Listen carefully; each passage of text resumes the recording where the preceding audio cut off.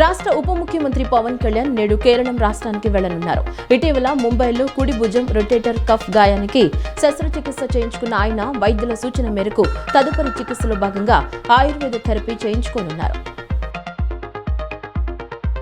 గల్లంతైన మత్స్యకారుల ఆచూకీ కోసం భారత తీర రక్షక దళం చేపట్టిన గాలింపు చర్యలు నిరంతరంగా కొనసాగుతున్నాయని రాష్ట్ర మంత్రి కింజరపు అచ్చెన్నాయుడు తెలిపారు.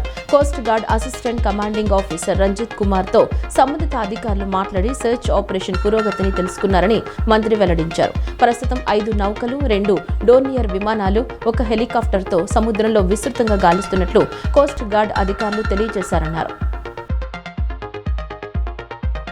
రాష్ట్రంలో ఆయుష్, అల్లోపతి ఆసుపత్రులు, కళాశాలల భవన నిర్మాణాల కోసం 221.67 కోట్లు ఖర్చు చేయనున్నట్లు వైద్య ఆరోగ్య శాఖ మంత్రి సత్యకుమార్ యాదవ్ తెలిపారు. ఏపీ ఎంఎస్ఐడిసి ద్వారా 12 పనులకు టెండర్లు పిలిచామని, వీటిలో 10 పనులు ఆయుష్ విభాగానికి, 2 పనులు అల్లోపతి వైద్య విభాగానికి చెందినవి ఉన్నట్లుగా పేర్కొన్నారు. జాతీయ ఆయుష్ మిషన్ కింద 6 జిల్లాల్లో 50 పడకల సమీకృత ఆయుష్ ఆసుపత్రులను నిర్మిస్తున్నామని తెలిపారు. మహిళలు శిక్షణ ద్వారా పొందిన నైపుణ్యాలు, అనుభవాన్ని వినూత్న ఆలోచనలతో మేళవించి వివిధ ఉత్పత్తులను తయారు చేసి వాటిని మార్కెటింగ్ చేసుకోవడం ద్వారా ఆర్థికంగా ఎదిగేందుకు రైజ్ కార్యక్రమం చుక్కానిలా నిలుస్తుందని జిల్లా కలెక్టర్ డాక్టర్ జి లక్ష్మీషా అన్నారు. ప్రస్తుత సమాజంలో ప్రతి మహిళ తనకంటూ ఒక నైపుణ్యాన్ని అభివృద్ధి చేసుకుని స్వశక్తితో ఎదగాల్సిన అవసరం ఎంతో ఉందన్నారు. మహిళలకు అవసరమైన శిక్షణ, మార్గదర్శకత్వం, ఆర్థిక సహకారం అందించడం ద్వారా వారిని స్వయం ఉపాధి దిశగా ప్రోత్సహించేందుకు ప్రభుత్వం తీసుకుంటున్న చర్యలను సద్వినియోగం చేసుకోవాలని కలెక్టర్ కోరారు. యువతకు ఉద్యోగ అవకాశాల కల్పనకు ప్రభుత్వం చర్యలు చేపడుతుందని పశ్చిమ నియోజకవర్గం శాసనసభ్యుడు సుజనా చౌదరి పేర్కొన్నారు.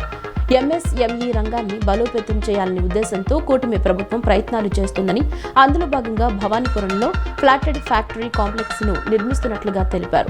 చిన్న, మధ్య తరహా పరిశ్రమలకు అవసరమైన మౌలిక సదుపాయాలను ఒకే చోట అందించడం ద్వారా పారిశ్రామిక కార్యకలాపాలు ఊపందుకుంటాయని పేర్కొన్నారు.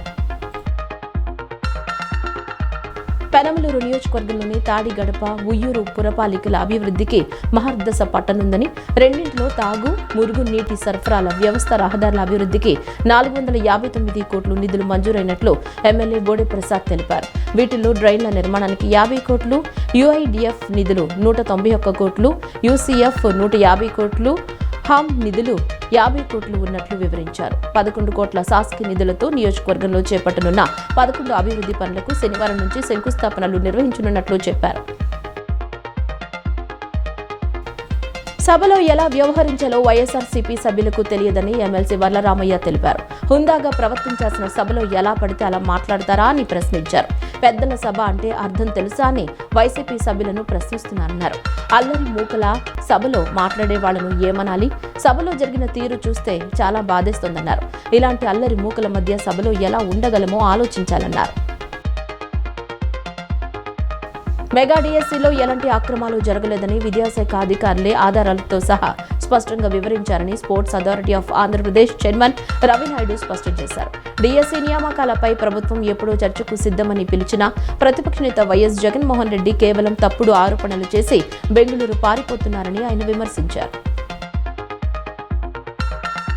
స్టైఫండ్ పెంపు డిమాండ్ చేస్తూ సమ్మె చేస్తున్న జూనియర్ డాక్టర్లు ప్రభుత్వం కేవలం 3 నుంచి 5% మాత్రమే వేతనం పెంచడాన్ని తీవ్రంగా తప్పుబట్టారు.